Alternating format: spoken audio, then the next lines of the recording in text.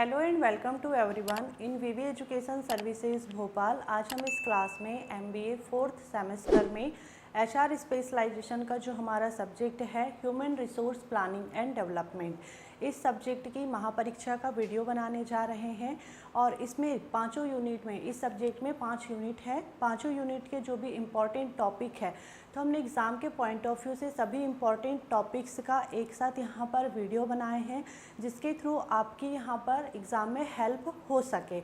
लेकिन exam paper हम नहीं बनाते हैं, इसीलिए हमने यहाँ पर सिर्फ पुराने जो क्वेश्चन पेपर है उनका एनालिसिस करके टॉपिक निकाले हैं। और अगर आपको पाँचों यूनिट के जो भी टॉपिक दिए हुए हैं, सभी टॉपिक की अगर डिटेलिंग क्लास देखनी है तो हम सभी टॉपिक की डिटेलिंग क्लास ऑलरेडी बना चुके हैं और हमारे वीवी स्टडी यूट्यूब चैनल पर ये अपलोडेड भी है, तो आप वहाँ पर सारे वीडियोस को देख सकते हैं। हम यहाँ पर सिर्फ रिवीजन के अकॉर्डिंग ये वीडियो बनाए हैं। आई होप आप ये वीडियो बहुत अच्छे से देखेंगे। तो स्टार्ट करते हैं हम अपनी वीडियो को। ठीक, अपना जो लेक्चर है, अपनी जो क्लास है, उसको स्टार्ट करते हैं। तो देखो, हमारा जो आज का सब्जेक्ट है वो क्या है? Human resource planning and development. ठीक,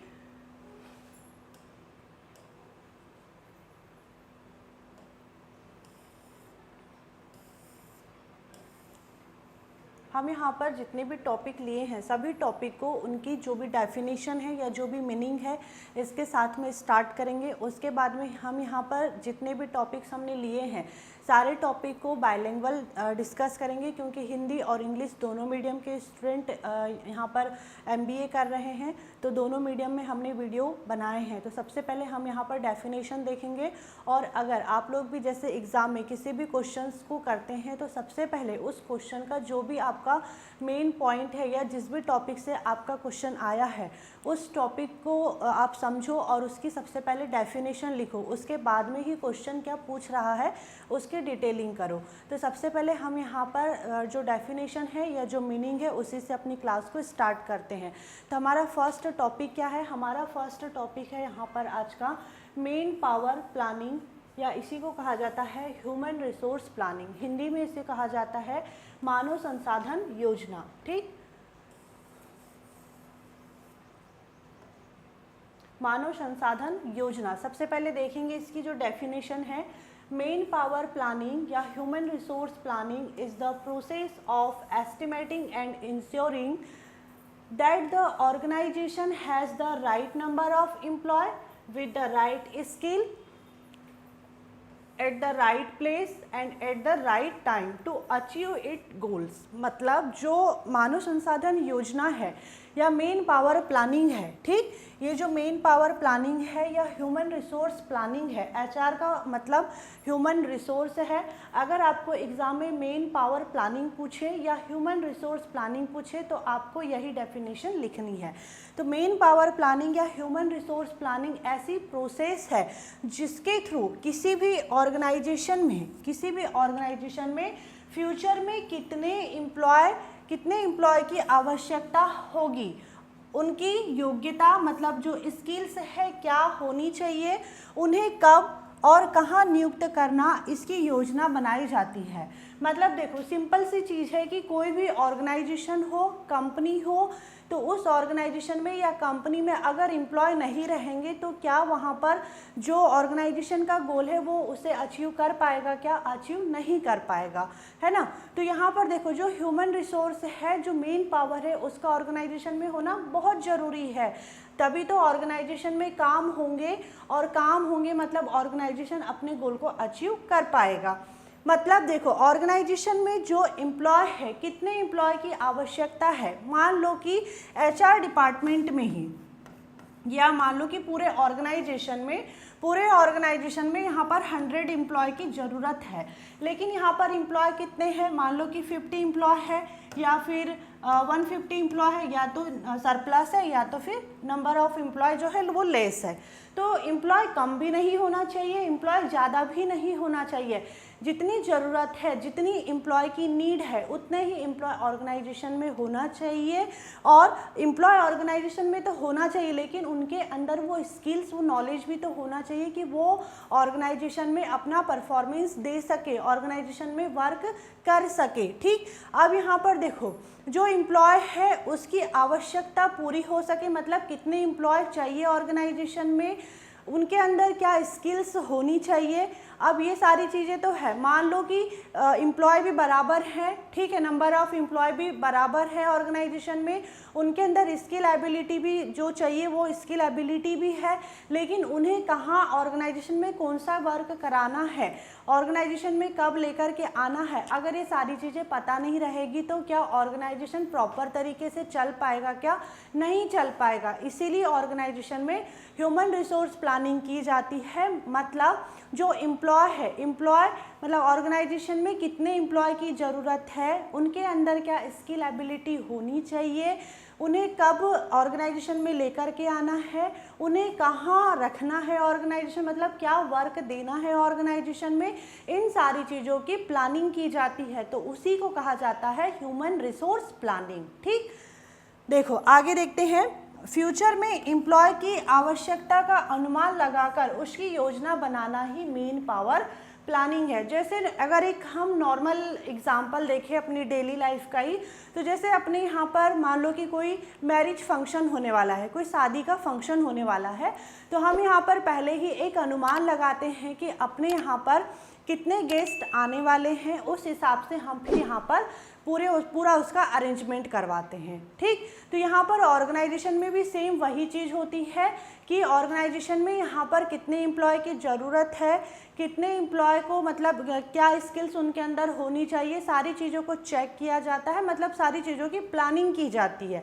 तो इसी को कहा जाता है ह्यूमन रिसोर्स प्लानिंग। ठीक, ह्यूमन रिसोर्स प्लानिंग क्या है, किसी भी ऑर्गेनाइजेशन में कितने एम्प्लॉय की ज़रूरत है, उनके अंदर क्या स्किल्स होनी चाहिए, उन्हें ऑर्गेनाइजेशन में कब लेकर के आना है, कहाँ उन्हें मतलब कहाँ रखना है, कि मतलब ऑर्गेनाइजेशन में किस जॉब पोजीशन पर उन्हें रखना है, इन सारी चीज़ों की प्लानिंग की जाती है। उसी को कहा जाता है ह्यूमन रिसोर्स प्लानिंग या मेन पावर प्लानिंग। ठीक, आगे देखते हैं। अब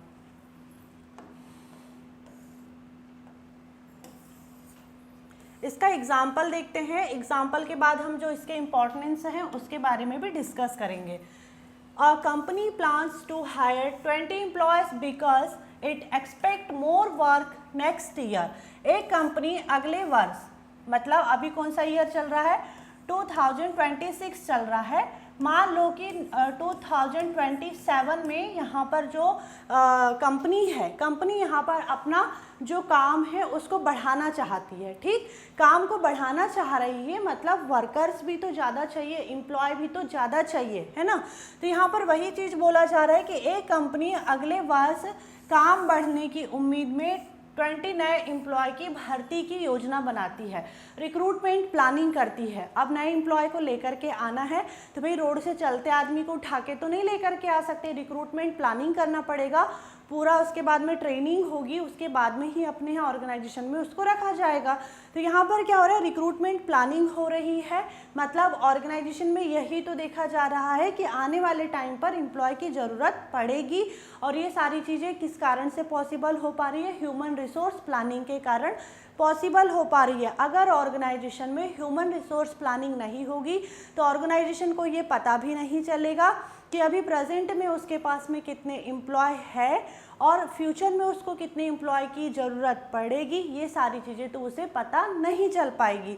तो यहाँ पर ह्यूमन रिसोर्स प्लानिंग के थ्रू यही किया जाता है ऑर्गेनाइजेशन में कि प्रेजेंट में कितने एम्प्लॉय है, फ्यूचर में उसको कितने एम्प्लॉय की नीड हो सकती है, उनके अंदर क्या स्किल्स होनी चाहिए, इन सारी चीज़ों की प्लानिंग की जाती है। इसी को ह्यूमन रिसोर्स प्लानिंग कहते हैं। इसकी इम्पोर्टेंस देखते हैं। सही समय पर कर्मचारी उपलब्ध होते हैं, मतलब राइट टाइम पर जो एम्प्लॉय है वो ऑर्गेनाइजेशन में अवेलेबल होते हैं। जैसे यहाँ पर अभी एग्जांपल में हमने बात की है कि आने वाले टाइम पर जो कंपनी है वो अपने काम को बढ़ाना चाहती है, ठीक, उसको 20 नए एम्प्लॉय की ज़रूरत है। अगर यहाँ पर ह्यूमन रिसोर्स प्लानिंग नहीं होगी तो यहाँ पर ये पहले से इस प्लानिंग को नहीं कर पाएगा कि उसको फ्यूचर में एम्प्लॉय की नीड है। तो यहाँ पर सही समय पर एम्प्लॉय की जो अवेलेबिलिटी है वो कंप्लीट हो पाती है, किस कारण से, मेन पावर प्लानिंग के थ्रू।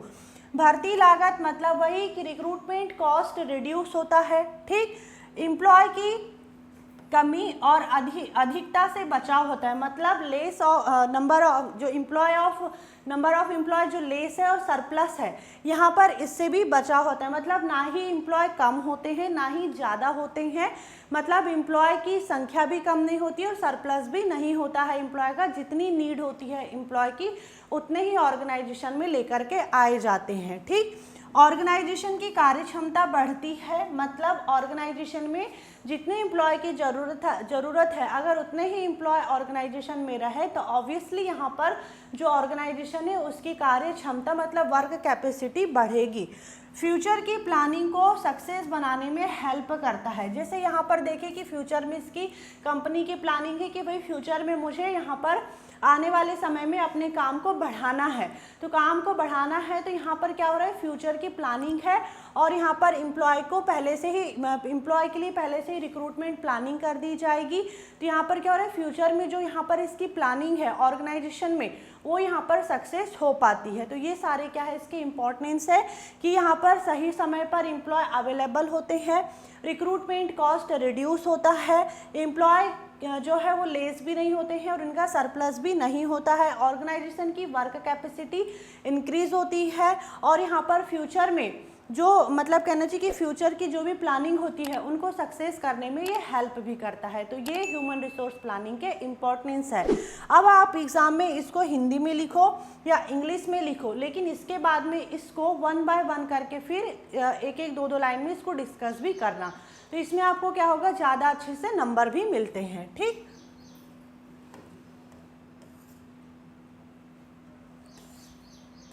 अब देखते हैं इसके जो ऑब्जेक्टिव है, मेन पावर प्लानिंग या ह्यूमन रिसोर्स प्लानिंग के क्या ऑब्जेक्टिव है। फर्स्ट यहाँ पर दिया हुआ है to ensure advocate man power, मतलब पर्याप्त कर्मचारियों की उपलब्धता सुनिश्चित होती है। जैसे अभी हमने आगे यहाँ पर डिस्कस किए थे कि जो नंबर ऑफ एम्प्लॉय है वो लेस भी नहीं होते हैं और सरप्लस भी नहीं होते हैं, जितनी नीड है एम्प्लॉय की उतने ही एम्प्लॉय ऑर्गेनाइजेशन में लेकर के आया जाता है। ठीक, to avoid shortage of employee की जो शॉर्टेज है, जो कमी है, उससे भी यहाँ पर बचा जाता है, उसे भी यहाँ पर अवॉइड किया जाता है ह्यूमन रिसोर्स प्लानिंग के थ्रू। फिर टू अवॉइड सरप्लस एम्प्लॉय, मतलब देखो ना शॉर्टेज हो रहा है एम्प्लॉय का, ना ही सरप्लस हो रहा है, ना ही मतलब एम्प्लॉय की कमी हो रही है, ना ही एम्प्लॉय यहाँ पर ज़्यादा हो रहे हैं। जितने हमें यहाँ पर चाहिए उतने ही एम्प्लॉय यहाँ पर ऑर्गेनाइजेशन में लेकर के आए जाते हैं। टू रिक्रूट क्वालिफाइड एम्प्लॉय, मतलब योग्य कर्मचारियों की भर्ती करना।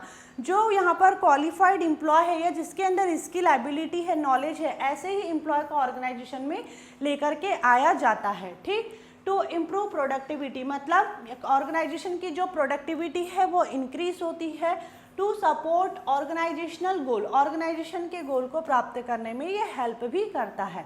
अगर मेन पावर प्लानिंग नहीं होगी तो क्या होगा, मेन पावर प्लानिंग अगर ऑर्गेनाइजेशन में नहीं होगी तो यहाँ तो पता ही नहीं चलेगा ना कि ऑर्गेनाइजेशन में कितने एम्प्लॉय है, फ्यूचर में कितने एम्प्लॉय की ज़रूरत है, ऑर्गेनाइजेशन की प्रोडक्टिविटी कैसे बढ़ाना है ना, मतलब बहुत सारी चीज़ें यहाँ पर नहीं हो पाएगी। इसलिए ऑर्गेनाइजेशन के गोल को अगर अचीव करना है तो ह्यूमन रिसोर्स प्लानिंग करना बहुत ज़रूरी है। ठीक,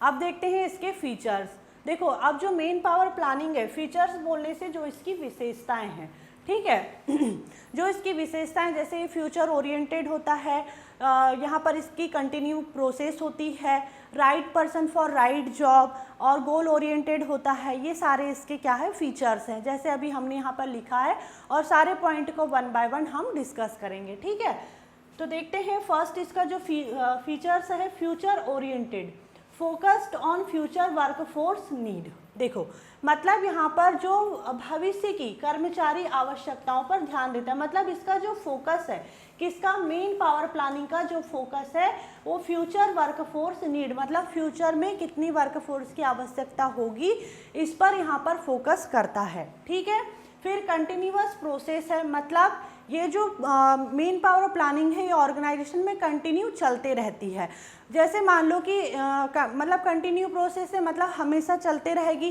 क्या पता कि कभी नए एम्प्लॉय की ज़रूरत हो, कभी हो सकता है कि बहुत ज़्यादा एम्प्लॉय हो जाए, है ना, तो उनको ट्रांसफ़र भी करवाया जा सकता है। ऐसा नहीं कि उनको कंपनी से निकाल देंगे और अनएम्प्लॉयमेंट उनको दे दिया जाएगा, ऐसा नहीं होगा, उनको हो सकता है कोई दूसरी जगह में ट्रांसफ़र कर दिया जाए। तो मतलब ये जो ह्यूमन रिसोर्स प्लानिंग ये कंटिन्यूअस प्रोसेस भी है। Right person for right job, ensure suitable employee for suitable job, सही कार्य के लिए सही व्यक्ति उपलब्ध कराता है। मतलब जैसे मान लो कि ऑर्गेनाइजेशन में कंप्यूटर ऑपरेटर की ज़रूरत है, ठीक, मतलब अब यहाँ पर एम्प्लॉय के अंदर क्या स्किल होना चाहिए कि भाई उसको कंप्यूटर का नॉलेज होना चाहिए, उसको सिस्टम चलाते आना चाहिए, ये नॉलेज उसके अंदर होना चाहिए। अब पता चल रहा है कि भाई हमने ऐसा मतलब एम्प्लॉय ऑर्गेनाइजेशन में लेकर के आ गए कि जिसको कंप्यूटर का नॉलेज ही ना रहे, तो ऐसा नहीं होता है। किस कारण से? ह्यूमन रिसोर्स प्लानिंग के थ्रू ये सारी चीज़ें नहीं होती है, क्योंकि वो right person for right job, मतलब जिस पर्सन को जो जॉब चाहिए या जो जिसके लिए सूटेबल है, जिस पर्सन के अंदर जो स्किल है उसको वैसे ही जॉब प्रोवाइड करवाने में हेल्प भी करता है, ठीक। तो यहाँ पर ये इसके क्या है, फीचर्स है, गोल ओरिएंटेड है, लास्ट एक इसका फीचर आगे देखते हैं। अभी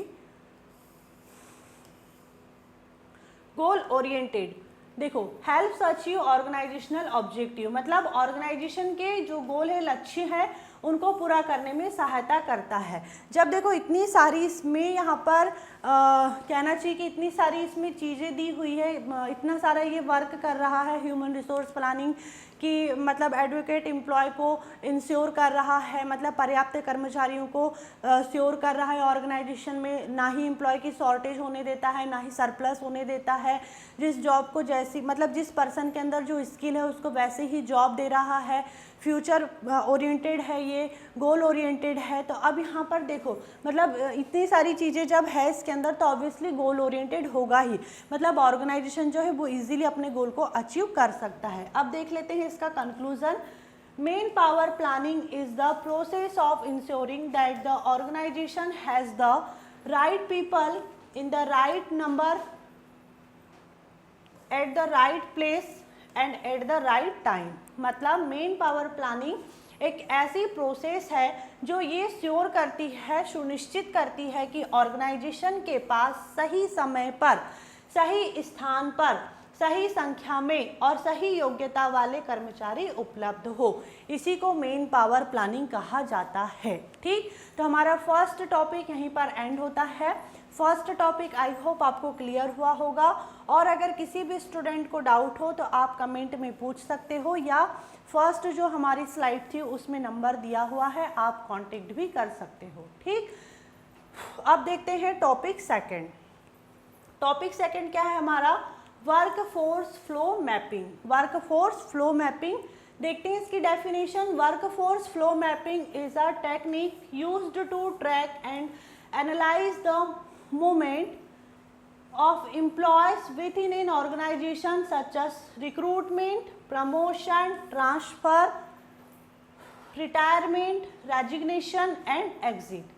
मतलब work force flow mapping. Work force flow mapping क्या है?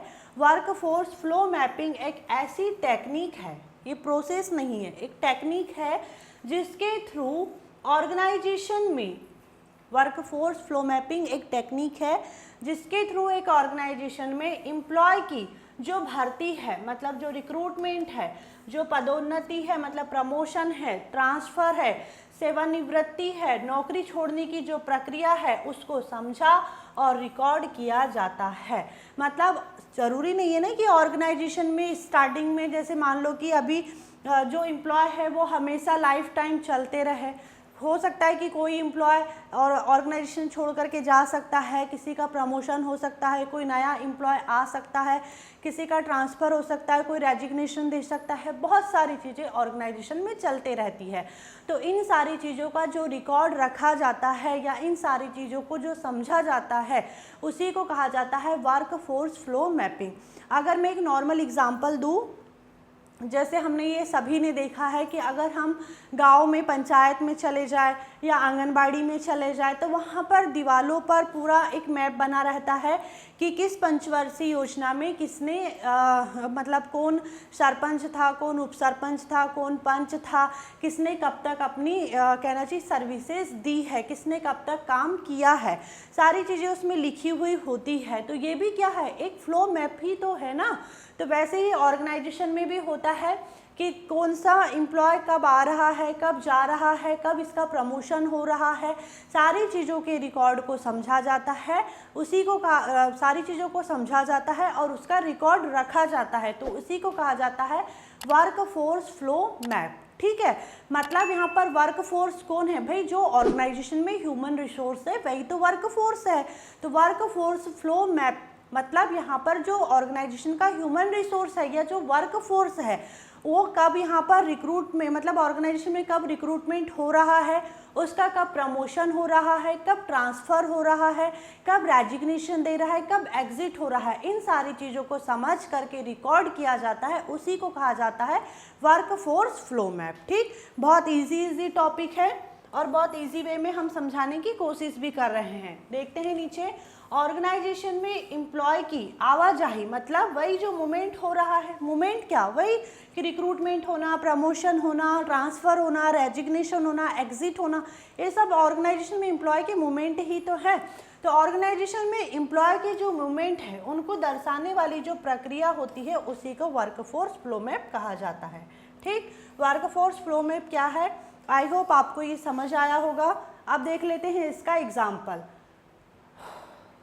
ठीक, देखो सपोज दैट किसी कंपनी में 100 एम्प्लॉय है। ठीक, 10 एम्प्लॉय का प्रमोशन हो गया, 5 एम्प्लॉय का ट्रांसफ़र हो गया, 8 एम्प्लॉय जॉब छोड़कर चले गए। ठीक है, 15 एम्प्लॉय का रिक्रूटमेंट हुआ है।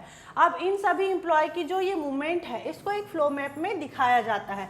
जैसे मान लो कि ऑर्गेनाइजेशन में या तो दीवारों पर या किसी रजिस्टर पर या किसी भी सॉफ्टवेयर में इस टाइप से फ्लो मैप बना करके इनका सारा रिकॉर्ड रखा जाता होगा।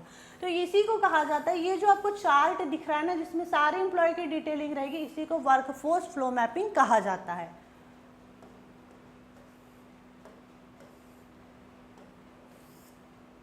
अब देख लेते हैं यहाँ पर हम इसके जो ऑब्जेक्टिव हैं।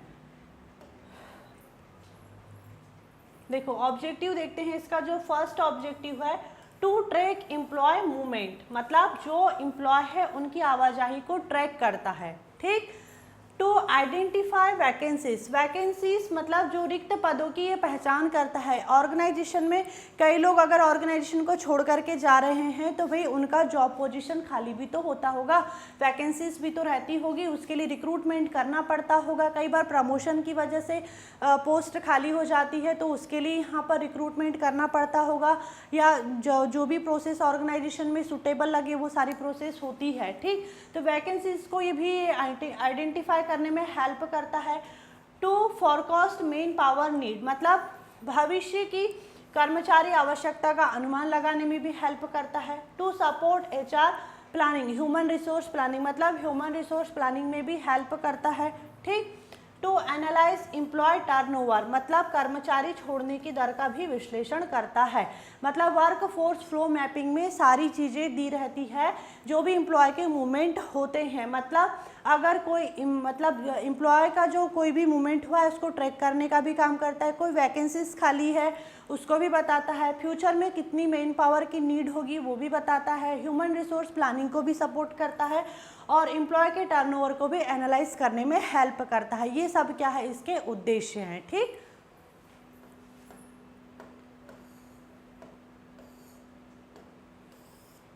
अब देख लेते हैं इसके एडवांटेज।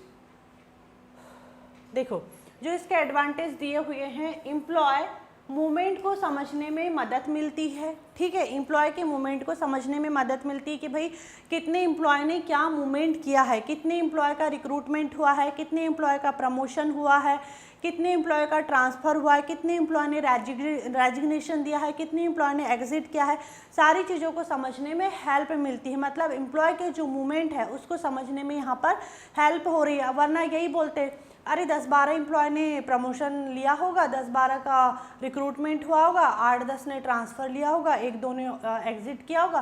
तो भाई ये कोई एक्चुअल डाटा नहीं है। एक्चुअल डाटा के लिए वर्कफोर्स फ्लो मैप की हेल्प ली जाती है, या जो एक्चुअल डाटा रहता है वो वर्कफोर्स फ्लो मैप में रिकॉर्ड किया जाता है। ठीक, भविष्य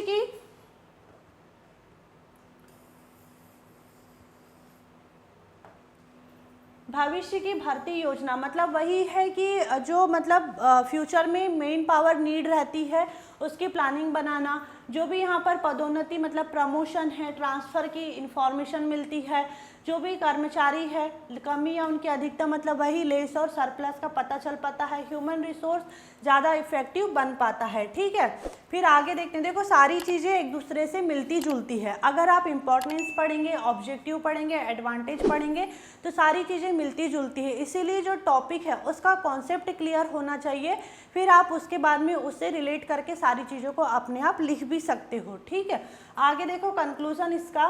workforce flow mapping helps organisations understand employee movement and plan future man power requirement effectively. Workforce flow mapping organisation को एम्प्लॉय की आवाजाही मतलब मूवमेंट समझने तथा भविष्य की मानव संसाधन आवश्यकताओं मतलब वही ह्यूमन रिसोर्स नीड की जो नीड है उसको सही से प्लान करने में हेल्प करता है। ठीक, तो यही है क्या, workforce flow map. Second topic भी हमारा यही एंड होता है। थर्ड टॉपिक देखते हैं अब हम। इसी तरीके से सारे जो इम्पोर्टेंट टॉपिक है सबको 1 बाय 1 करके हम यहाँ पर डिस्कस करेंगे। देखते हैं थर्ड टॉपिक हमारा career planning, career development, career management. यहाँ पर एक ही टॉपिक में 3 टॉपिक हमने लिए हैं जो आपस में एक दूसरे से कनेक्टेड हैं। करियर प्लानिंग क्या होता है, करियर डेवलपमेंट क्या होता है, और लास्ट में देखेंगे कि करियर मैनेजमेंट क्या होता है। तीनों को 1 बाय 1 करके डिस्कस करेंगे, फिर तीनों का एक साथ हम एग्जाम्पल देखेंगे और एक इसका कंपैरिजन चार्ट भी देखेंगे जिससे सारी चीज़ें क्लियर हो पाएगी। तो सबसे पहले हम देखते हैं यहाँ पर करियर प्लानिंग करियर प्लानिंग मतलब करियर योजना। Career planning is the process of setting career goals and deciding the steps needed to achieve them. मतलब जो करियर प्लानिंग है, करियर प्लानिंग मतलब करियर योजना वह प्रक्रिया है जिसमें व्यक्ति अपने भविष्य के करियर लक्ष्यों को निर्धारित करता है और उन्हें प्राप्त करने की योजना बनाता है। जैसे नीचे यहाँ एक लाइन लिखी हुई है, मुझे भविष्य में क्या बनना है और वहाँ तक कैसे पहुँचना है। ठीक, जैसे मान लो कि कोई ये XYZ पर्सन है, XYZ कोई ये पर्सन है।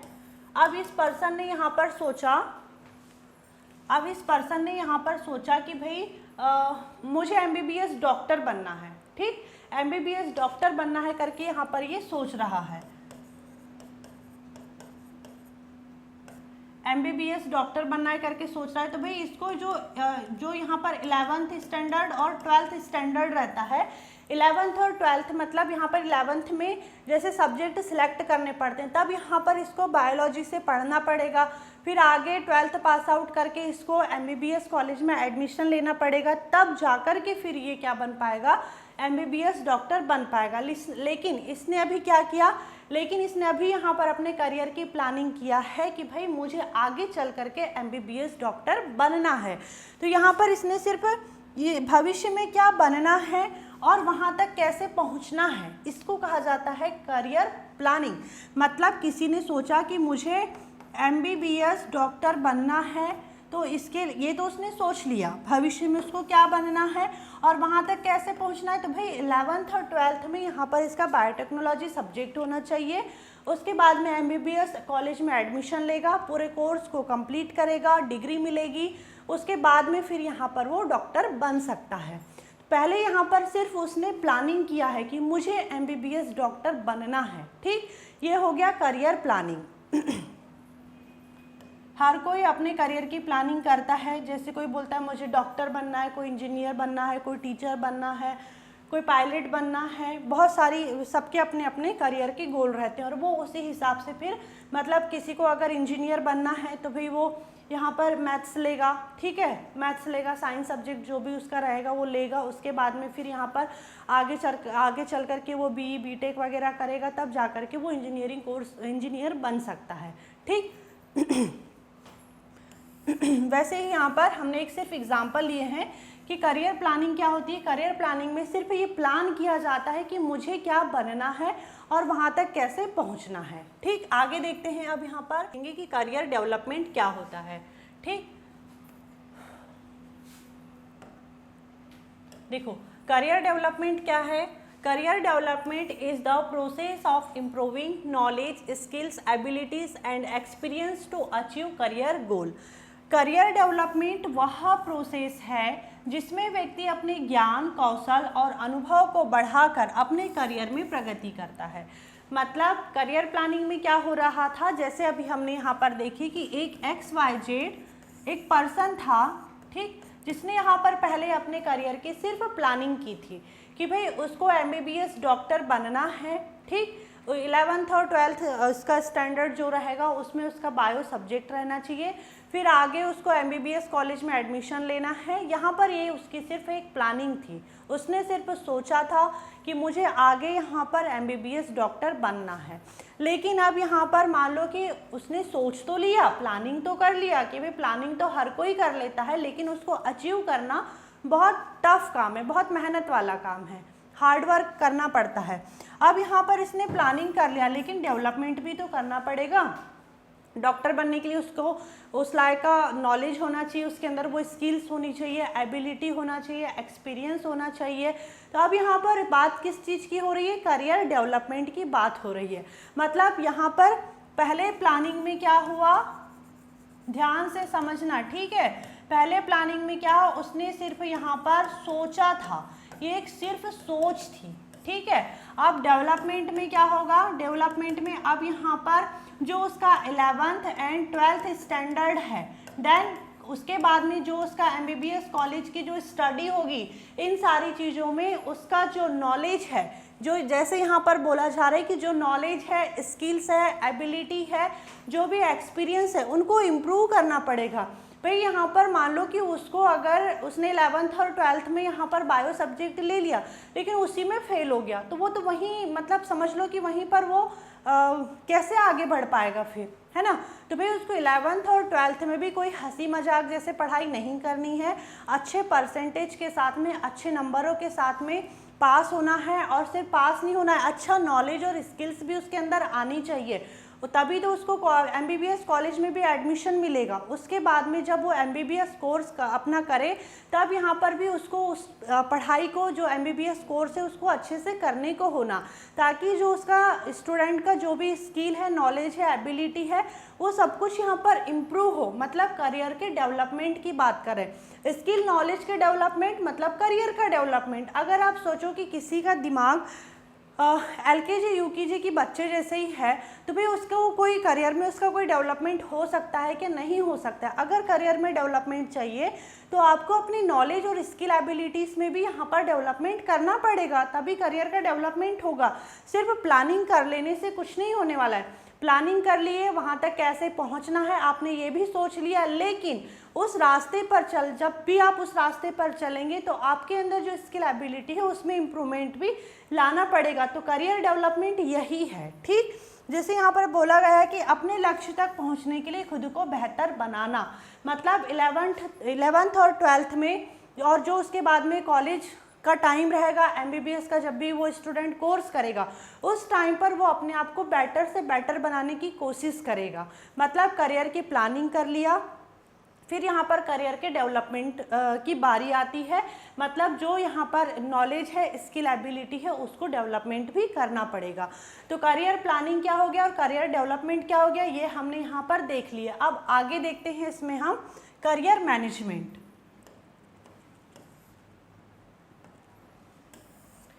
करियर मैनेजमेंट, करियर प्रबंधन, ठीक। Career management is the continuous process of planning, developing, monitoring and managing a person career. Career management वह निरंतर प्रक्रिया है जिसमें व्यक्ति अपने करियर की योजना बनाता है, उसका विकास करता है और उसे सही दिशा में संचालित करता है, मतलब मैनेज करता है।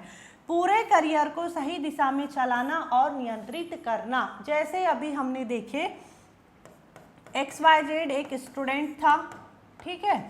अब यहाँ पर ये जो स्टूडेंट है इसने प्लानिंग कर लिया, पहले प्लानिंग किया, क्या प्लानिंग किया कि मुझे MBBS डॉक्टर बनना है, ठीक। ये तो यहाँ पर इसने प्लानिंग कर लिया। फिर यहाँ पर प्लानिंग किया और ये भी प्लानिंग किया कि भाई मुझे 11th और 12th स्टैंडर्ड में बायो से पढ़ना है, आगे MBBS कॉलेज में एडमिशन लेना है। लेकिन बात आती है फिर डेवलपमेंट की, ठीक। फिर यहाँ पर सेकंड स्टेप आता है डेवलपमेंट, मतलब अब यहाँ पर 11th और जो 12th है उसमें जो स्टूडेंट है उसको बहुत अच्छे से पढ़ाई करनी है।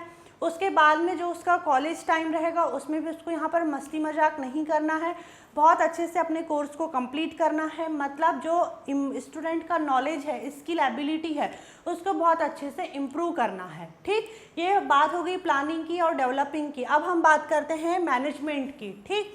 अब थर्ड स्टेप है मैनेजमेंट की। तो मैनेजमेंट में यहाँ पर क्या होगा कि जो भी यहाँ पर प्लानिंग किया है स्टूडेंट ने कि उसको डॉक्टर बनना है, डेवलपमेंट भी कर लिया उसने अपने करियर का, MBBS डॉक्टर बन गया। अब यहाँ पर फाइनल जो स्टूडेंट है वो MBBS डॉक्टर बन गया। लेकिन अब यहाँ पर हो सकता है कि ये जो स्टूडेंट है वो यहाँ पर सेटिस्फाइड ना हो, ठीक। तो यहाँ पर वो क्या करेगा, यहाँ पर वो अपने करियर की प्लानिंग बनाता है कि भाई ठीक है मैं तो MBBS डॉक्टर बन गया, लेकिन जो भी उसको सैलरी मिलती होगी, जो भी उसका यहाँ पर प्रोफेशन होगा, क्या वो उससे सेटिस्फाइड है। अगर वो सेटिस्फाइड है तो अच्छी बात है, वरना उस चीज़ को वो मैनेज करे, उसमें और डेवलपमेंट लेकर के आए। कैसे डेवलपमेंट लेकर के आ सकता है, अब आगे वो MD का कोर्स कर सकता है, ठीक है। आगे MD का कोर्स करके बड़ी पोजीशन पर जा सकता है, ठीक। तो यहाँ पर क्या है, ये कंटिन्यूअस प्रोसेस है, ये हमेशा चलते रहती है। इंसान जब सोचता है कि ठीक है मैं आज एक स्कूल का टीचर बन गया, कल वो सोचेगा मैं कॉलेज में प्रोफेसर बन जाऊं, फिर वो सोचेगा कि मैं कहीं का चेयरमैन बन जाऊं। मतलब हमेशा ये जो प्रोसेस है वो चलते रहती है ना। हमेशा हम लोग क्या करते हैं कि अपने जो अंदर का स्किल नॉलेज है उसको डेवलप करते जाते हैं और हमेशा एक कदम आगे बढ़ाते जाते हैं, बस एक कदम और, बस एक भरोसा और। ऐसा करते करते हम यहाँ पर करियर की प्लानिंग से लेकर के करियर डेवलपमेंट करते हुए करियर को मैनेज करने के स्टेप तक भी आ जाते हैं। तो यहाँ पर यही है करियर प्लानिंग, करियर डेवलपमेंट और करियर मैनेजमेंट कि सबसे पहले हम यहाँ पर एक प्लानिंग करते हैं कि ठीक है मुझे यहाँ पर जो भी हर किसी को अलग अलग उसका वो रहता है कि भाई मुझे ये बनना है, मुझे वो बनना है, सबका अलग अलग ड्रीम रहता है। तो जैसे किसी ने सोचा कि मुझे MBBS डॉक्टर बनना है, उसने यहाँ पर पहले प्लानिंग कर ली कि मुझे यहाँ पर कैसे कैसे से MBBS डॉक्टर बनना है। उसके बाद उसने अपने स्किल नॉलेज को डेवलप किया, फाइनली वो MBBS डॉक्टर बन गया। लेकिन अब यहाँ पर उसको मैनेज करना पड़ेगा सारी चीज़ों को। अगर उसको यहाँ पर ये देखना पड़ेगा कि ठीक है मैं MBBS डॉक्टर बन गया, लेकिन मैं इस चीज़ से क्या सेटिस्फाइड हूँ या मैं इसमें और कुछ डेवलपमेंट कर सकता हूँ, तो उसको वो हमेशा मैनेज करते रहेगा। वो ये कंटिन्यूअस प्रोसेस है। MD का कोर्स करेगा आगे जा कर के, ठीक है। अगर वहाँ पर भी उसको लगे कि नहीं मैं कुछ और आगे कर सकता हूँ, तो वो आगे और अपना ये जो प्रोसेस है इसकी चलते रहती है। तो ये होता है करियर प्लानिंग, करियर डेवलपमेंट और करियर मैनेजमेंट। अब हम एक एग्जांपल और देखते हैं इसका, ताकि चीज़ें जो है वो अच्छे से क्लियर हो जाए, जो भी आपका कॉन्सेप्ट है वो अच्छे से क्लियर हो जाएगा, ठीक। एग्जाम्पल देखते हैं इसमें एक, सपोज दैट राहुल नाम का एक स्टूडेंट रहा होगा जिसको HR मैनेजर बनना है। सबसे पहले यहाँ पर जो राहुल है उसने क्या किया, करियर की प्लानिंग किया कि उसे HR मैनेजर बनना है आगे चल करके।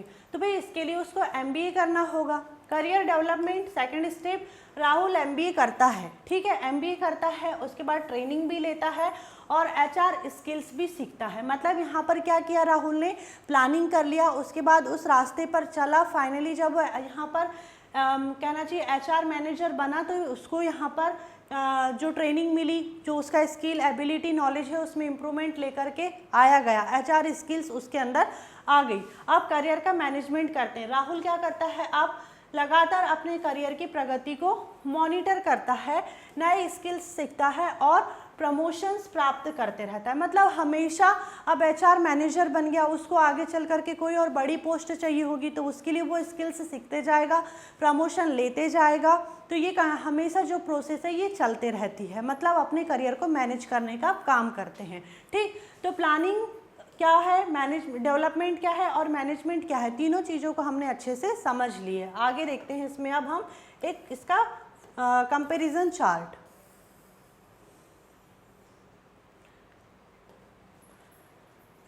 Differences between career planning, development and management देखते हैं। यहाँ पर सबसे पहले किस बेस पर देखेंगे, मीनिंग के बेस पर देखते हैं। करियर प्लानिंग, ये करियर डेवलपमेंट और ये करियर मैनेजमेंट। ठीक, तो देखते हैं सबसे पहले मीनिंग के बेस पर। करियर गोल सेट करना, ठीक है, करियर के गोल को सेट करना करियर प्लानिंग है।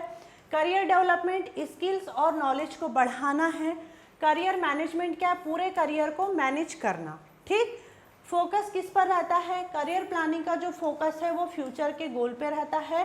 करियर डेवलपमेंट का जो गोल है वो रहता है ग्रोथ एंड इम्प्रूवमेंट पे रहता है। करियर मैनेजमेंट का जो फोकस है वो ओवरऑल करियर कंट्रोल पे रहता है। ठीक, फिर है नेचर। नेचर मतलब अब यहाँ पर जो करियर प्लानिंग है इसमें प्लानिंग ही होती है। डेवलपमेंट इसमें देखो समझ, नाम से ही समझ में आ रहा है कि डेवलपमेंट किया जाता है अपने स्किल एबिलिटी का। मैनेजमेंट यहाँ पर अपने करियर को मैनेज करके चला जाता है। देखो अब यहाँ पर क्या क्वेश्चंस निकल करके आता है करियर प्लानिंग में, what do I want to become, मतलब यहाँ पर क्या बोला जा रहा है कि what do I want to become, मतलब मैं क्या बनना चाहता हूँ, यही सोचा जाता है ना सबसे पहले कि मैं क्या बनना चाहता हूँ। Career development, how can I improve, मैं कैसे सुधार कर सकता हूँ, अपने आप में कैसे डेवलपमेंट लेकर के आ सकता हूँ। फिर करियर मैनेजमेंट में how can I manage my career, मैं अपने करियर को कैसे मैनेज कर सकता हूँ। मतलब राहुल नाम का एक जो यहाँ पर स्टूडेंट था, उसने पहले प्लानिंग किया मुझे एचआर मैनेजर बनना है, उसने एमबीए किया, एचआर स्किल्स को सीखा, फाइनली वो फिर यहाँ पर एचआर मैनेजर बन गया। लेकिन उसने सोचा कि मैं नए स्किल्स को और सीखूँ, आगे और प्रमोशन करूँ। तो यहाँ पर वही है प्लानिंग, डेवलपमेंट और मैनेजमेंट, ये तीनों चीज़ें अलग अलग है लेकिन एक दूसरे से कनेक्टेड है। ठीक, तो हमारा ये जो टॉपिक है यहाँ पर हमने तीनों कॉन्सेप्ट को क्लियर कर लिए। लास्ट में इसका कंक्लूजन देख लेते हैं, फिर ये भी टॉपिक हमारा यहीं पर एंड हो जाएगा।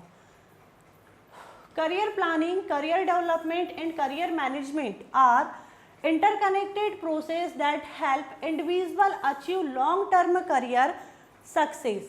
करियर प्लानिंग, करियर डेवलपमेंट और करियर मैनेजमेंट तीनों मिलकर के व्यक्ति को, जो इंडिविजुअल है, को अपने करियर लक्ष्य निर्धारित करने, आवश्यक कौशल विकसित करने और पूरे करियर को सफलतापूर्वक संचालित करने में मदद करता है। ठीक, तो ये था करियर प्लानिंग, करियर डेवलपमेंट और करियर मैनेजमेंट। तो ये टॉपिक हमारा यहीं पर एंड होता है। आई होप आपको ये भी टॉपिक क्लियर हुआ हो। अब देखते हैं हम यहाँ पर topic number 4, behaviour factor in human resource planning, HRP मतलब ह्यूमन रिसोर्स प्लानिंग, मानव संसाधन योजना में व्यवहारिक कारक। Behaviour factor are employee related factors that affect human resource planning. Employee के व्यवहार और सोच से जुड़े कारक जो ह्यूमन रिसोर्स प्लानिंग को प्रभावित करते हैं उन्हें बिहेवियर फैक्टर कहा जाता है या कहते हैं। ठीक, देखो अब यहाँ पर चाहे ऑर्गेनाइजेशन में एम्प्लॉय का बिहेवियर हो या उनकी जो सोच हो, वो ह्यूमन रिसोर्स प्लानिंग को यहाँ पर इफ़ेक्ट करते हैं। लेकिन अगर नॉर्मली भी हम देखें, कोई भी इंडिविजुअल का जो बिहेवियर रहता है, उसकी जो सोच रहती है, वही चीज़ों को बनाती है और बिगाड़ती है। तो एक ऑर्गेनाइजेशन में भी सेम यही चीज़ होता है कि जो एम्प्लॉय का बिहेवियर है वही ह्यूमन रिसोर्स प्लानिंग को बनाने में भी हेल्प करता है, मतलब फेल करने में भी वही रहता है और उसको सक्सेस करने में भी जो ह्यूमन रिसोर्स का बिहेवियर है, जो उनकी सोच है, वही यहाँ पर इम्पॉर्टेंट रोल प्ले करती है। तो आगे समझते हैं इसको।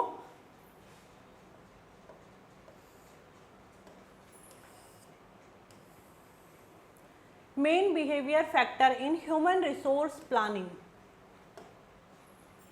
देखो फर्स्ट यहाँ पर जो है एम्प्लॉय मोटिवेशन मतलब कर्मचारी प्रेरणा। Motivated employees work better and stay longer in the organisation.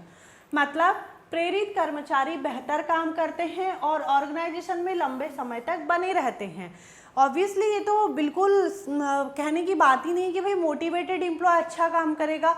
Motivated employ मतलब एक ऑर्गेनाइजेशन में एम्प्लॉय हो या नॉर्मल इंसान भी मोटिवेट क्यों ना रहे, वो हर काम को अच्छे से ही करता है। तो एक ऑर्गेनाइजेशन में भी अगर कोई एम्प्लॉय मोटिवेट है तो वो ऑर्गेनाइजेशन में बहुत अच्छे से वर्क करेगा और वो ऑर्गेनाइजेशन में लॉन्ग टाइम तक अपनी सर्विसेज भी देगा। जैसे एग्जांपल में लिखा हुआ है, कंपनी बोनस देती है इसलिए एम्प्लॉय अधिक मेहनत करते हैं। देखो अगर किसी ऑर्गेनाइजेशन में कोई सेल्स एम्प्लॉय है, ठीक है, और कंपनी उसको हर मंथ यहाँ पर अच्छा परफॉर्मेंस देने पर जैसे एम्प्लॉय ऑफ द मंथ जैसे अवार्ड देती है या कुछ अलग से बोनस देती है, तो यहाँ पर क्या होगा, जो एम्प्लॉय है वो ज़्यादा और ज़्यादा मोटिवेट होगा। ठीक, मोटिवेट होगा, वो और ज़्यादा मेहनत करेगा और ज़्यादा अच्छे से परफॉर्मेंस करेगा। तो जैसे यहाँ पर सिर्फ एक ही एम्प्लॉय, जैसे मान लो कि ऑर्गेनाइजेशन में 10 एम्प्लॉय, 10 में से किसी एक को यहाँ पर बोनस मिल रहा है या अवार्ड दिया जा रहा है एम्प्लॉय ऑफ द मंथ का। ठीक, तो यहाँ पर एक एम्प्लॉय को भी अगर ये रिवॉर्ड मिलता है ना, तो बाकी के 9 एम्प्लॉय भी यहाँ पर मोटिवेट होते हैं ये सोच करके कि भाई इसको अवार्ड मिल सकता है तो हमें क्यों नहीं मिल सकता है, नेक्स्ट टाइम हम लेकर के आएंगे। तो इस तरीके से क्या होता है, जो मतलब एम्प्लॉय है वो और ज़्यादा अच्छे से वर्क करता है। तो ऑर्गेनाइजेशन में एम्प्लॉय का मोटिवेट रहना भी बहुत ज़रूरी है ताकि वो अच्छे से काम करे और ऑर्गेनाइजेशन में लॉन्ग टाइम तक अपनी सर्विसेज दे सके। फिर है एम्प्लॉय एटीट्यूड, मतलब कर्मचारी दृष्टिकोण। एम्प्लॉयज पॉजिटिव और negative attitude affect productivity and planning. कर्मचारियों का सकारात्मक या नकारात्मक दृष्टिकोण कार्य क्षमता और योजना को प्रभावित करता है। जैसे एग्जाम्पल में है, अगर एम्प्लॉय कंपनी के प्रति सकारात्मक सोच रखते हैं तो वे बेहतर परफॉर्मेंस देते हैं। अगर देखो जो हर इंसान में 2 प्रकार के एटीट्यूड होते ही हैं, पॉजिटिव एटीट्यूड और नेगेटिव एटीट्यूड। तो पॉजिटिव एटीट्यूड वाले हर चीज़ में कुछ ना कुछ अच्छा देख ही लेते हैं कि भाई ठीक है कि पॉजिटिव, जिसकी सोच ही पॉजिटिव, जिसकी सोच में ही पॉजिटिविटी रहे तो उसको हर चीज़ अच्छी लगती है। तो ऑर्गेनाइजेशन में भी अगर ह्यूमन रिसोर्स प्लानिंग कर रहे हैं और मान लो कि कोई चेंजेस लेकर के आया जा रहा है, तो जो पॉजिटिव एटीट्यूड वाले एम्प्लॉय रहते हैं वो उस चेंजेस को एक्सेप्ट कर लेते हैं। लेकिन कुछ नेगेटिव एटीट्यूड वाले रहते हैं तो वो यही सोचते हैं कि अरे यार इस ऑर्गेनाइजेशन में तो बार बार चीज़ें चेंज होती रहती है, पता नहीं कैसा ऑर्गेनाइजेशन है, इस ऑर्गेनाइजेशन को छोड़ देना चाहिए, पता नहीं वो लोग क्या क्या सोच लेते हैं। तो जो ऑर्गेनाइजेशन में प्लानिंग होती है वो एम्प्लॉय के बिहेवियर पर डिपेंड करती है। अगर पॉजिटिव बिहेवियर है एम्प्लॉय का तो जो प्लानिंग रहती है ऑर्गेनाइजेशन की वो सक्सेस हो जाती है, और अगर नेगेटिव एटीट्यूड है एम्प्लॉय का तो आप कितनी भी अच्छे से अच्छी प्लानिंग कर लो, वो एम्प्लॉय यहाँ पर प्लानिंग को फेल कर ही देता है। जैसे आप में से भी बहुत सारे लोग ऐसे होंगे जो इस वीडियो को देख रहे होंगे या जो मुझे सुन रहे होंगे, वो यहाँ पर बहुत सारी चीज़ें नेगेटिविटी इसमें निकाल सकते हैं और बहुत सारे स्टूडेंट इसमें पॉजिटिविटी भी निकाल सकते हैं। तो सबका अपना अपना पॉइंट ऑफ व्यू रहता है। ऐसे ही एक ऑर्गेनाइजेशन में भी जो है एम्प्लॉय का अपना अपना पॉइंट ऑफ व्यू रहता है। कुछ एम्प्लॉय नेगेटिव रहते हैं, कुछ एम्प्लॉय पॉजिटिव रहते हैं, और उनका ये जो बिहेवियर है यही जो ऑर्गेनाइजेशन में प्लानिंग होती है इनको फेल और सक्सेस करने में रोल प्ले करते हैं। ठीक,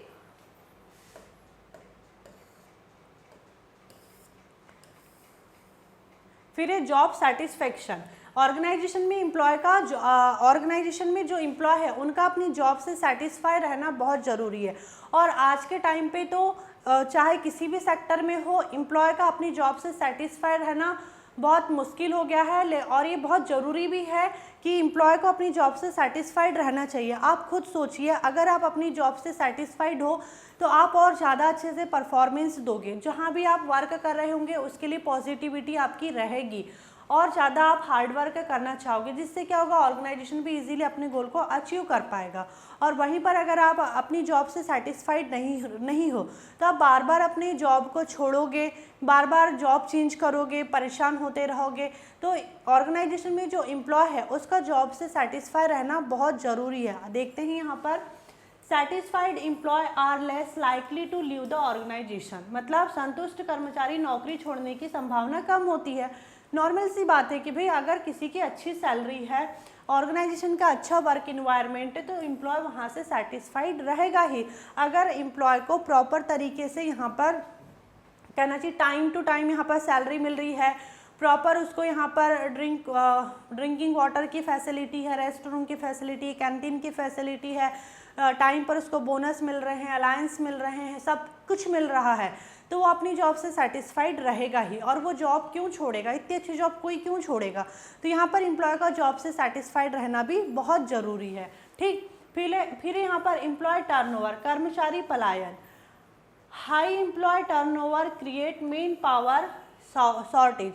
अधिक कर्मचारी नौकरी छोड़ेंगे तो कर्मचारियों की कमी हो जाएगी। मतलब यहाँ पर देखो एग्जाम्पल में है, यदि 20 कर्मचारी नौकरी छोड़ दे तो नई भर्ती करनी पड़ेगी। ठीक, अगर ऑर्गेनाइजेशन से एम्प्लॉय जॉब छोड़ करके जा रहे हैं तो ऑब्वियसली यहाँ पर नई मतलब जॉब पोजीशन को फुलफिल करने के लिए जो वैकेंसीज खाली है उनको फुलफिल करने के लिए रिक्रूटमेंट तो करना पड़ेगा।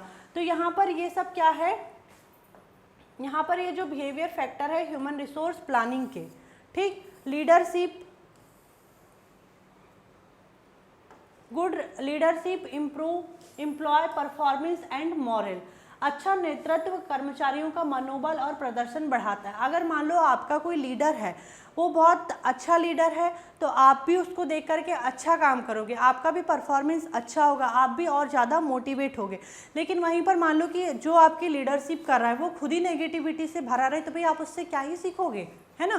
खुद सोचोगे यार हमारा लीडर ही खुद ऐसा है, हम भी क्या करें, चुपचाप मस्त ऐसे हाथ बांध के बैठे रहो, वो काम हो रहा है तो हो रहा है, नहीं हो रहा है तो कोई बात नहीं। लेकिन देखो जो लीडरशिप है, लीडरशिप भी अच्छी होना चाहिए, जिससे क्या होता है कि जो एम्प्लॉय है, एम्प्लॉय की जो परफॉर्मेंस है, जो मॉरल है, वो यहाँ पर इम्प्रूव होता है। एक अच्छा मैनेजर एम्प्लॉय को सही दिशा देता है, सही डायरेक्शन में उनसे काम करवाता है और खुद भी करता है। देखते हैं इसका conclusion. Behaviour factor play an important role in human resource planning because employee motivation, attitude, satisfaction and behaviour directly affect organisational success. Behaviour factor human resource planning में महत्वपूर्ण भूमिका निभाते हैं। ठीक है, जो यहाँ पर कहना चाहिए कि ऑर्गेनाइजेशन में जो एम्प्लॉय है उनका जो बिहेवियर है, बिहेवियर यहाँ पर मतलब आप खुद सोचिए, किसी भी इंसान का जो बिहेवियर है वो किसी भी प्लानिंग को बहुत ही ज़्यादा अफेक्ट करता है। घर पर भी हम मान लो कभी किसी चीज़ को लेकर के प्लानिंग करते हैं, तो घर पे भी दो तरह के लोग होते हैं, एक होते हैं नेगेटिव माइंडसेट वाले और एक होते हैं पॉजिटिव माइंडसेट वाले। अगर हम किसी चीज़ की प्लानिंग कर रहे हैं और कुछ लोग अगर उसमें नेगेटिविटी निकालने लग जाए तो वो अफेक्ट होगी ना प्लानिंग। वैसे ही एक ऑर्गेनाइजेशन में भी जो ह्यूमन रिसोर्स प्लानिंग है वो एम्प्लॉय के बिहेवियर पर डिपेंड करती है कि एम्प्लॉय का जो बिहेवियर है वो पॉजिटिव है या नेगेटिव है। ठीक, तो यहाँ पर वही चीज़ बोल रहा है कि ह्यूमन रिसोर्स प्लानिंग में इम्पॉर्टेंट रोल प्ले करता है बिहेवियर फैक्टर, क्योंकि एम्प्लॉय की जो प्रेरणा है, संतुष्टि है, दृष्टिकोण है और व्यवहार है सीधे ऑर्गेनाइजेशन की सफलता को प्रभावित करते हैं। ठीक तो ये था हमारा यहाँ पर टॉपिक, जो फोर्थ टॉपिक जो यहीं पर एंड होता है। ठीक है, अब हम आगे यहाँ पर देखेंगे अपना फिफ्थ टॉपिक। फिफ्थ टॉपिक क्या है हमारा, QWL एंड TQM। QWL और TQM ये दो हमारे टॉपिक है। QWL का फुल फॉर्म है यहाँ पर क्वालिटी ऑफ वर्क लाइफ और TQM का फुल फॉर्म है टोटल क्वालिटी मैनेजमेंट। अगर एग्ज़ाम में फुल फॉर्म के साथ क्वेश्चन आता है तो बहुत अच्छी बात है, अगर फुल फॉर्म नहीं आता है और ऐसे ही शॉर्ट में अगर आता है नाम आपको QWL या TQM, तो आपको इसका फुल फॉर्म लिखना है और फुल फॉर्म आप सभी को याद भी होना चाहिए। तो हम यहाँ पर सबसे पहले QWL क्या होता है इसको समझेंगे, उसके बाद TQM क्या होता है इसके बारे में समझेंगे। तो स्टार्ट करते हैं हम।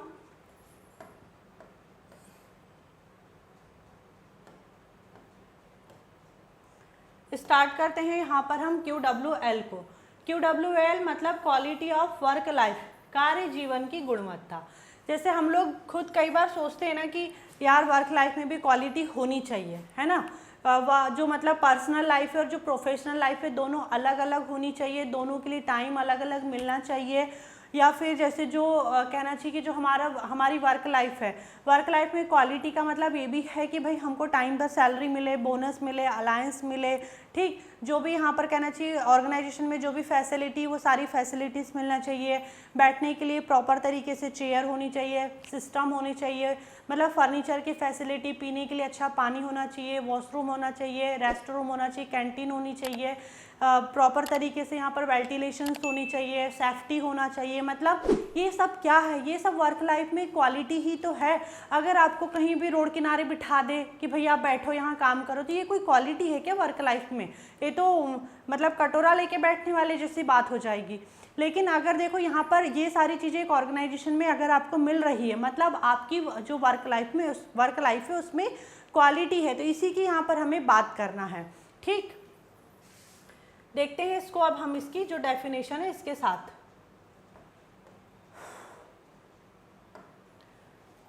Quality of work life refers to the quality of the working environment and the level of employee satisfaction, safety, welfare and well-being in a organizations। देखो जो QWL है मतलब क्वालिटी ऑफ वर्क लाइफ है, उसका meaning